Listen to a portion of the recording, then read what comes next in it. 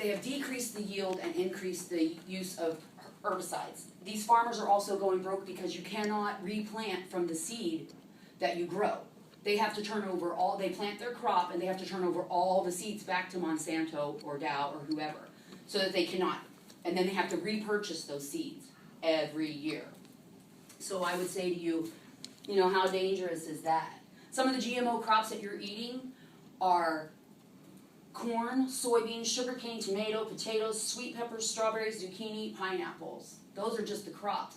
Anything that has high fructose corn syrup in it, basically anything that is boxed, bagged, or canned has genetically modified materials in it. You as a consumer have no way of knowing. None. In Europe, in many countries, they have had to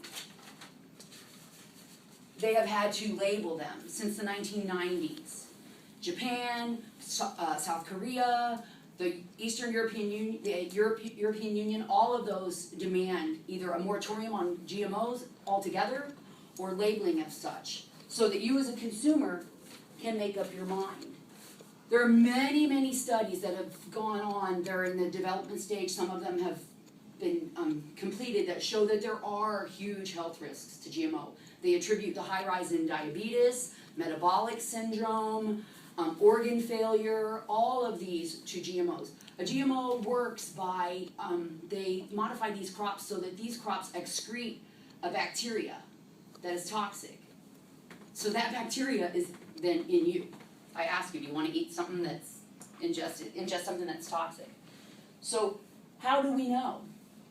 How do we know if we're eating GMOs? We don't.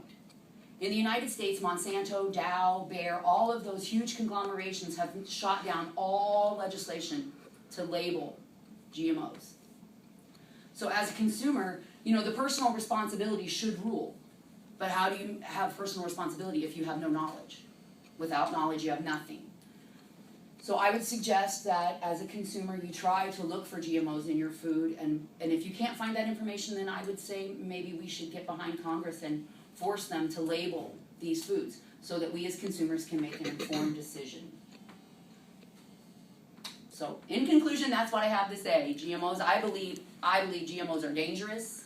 I believe they're unregulated, and I believe that we as consumers need to stop that practice. We need to stop these corporations from making money at the expense of our health. And thank you for your time.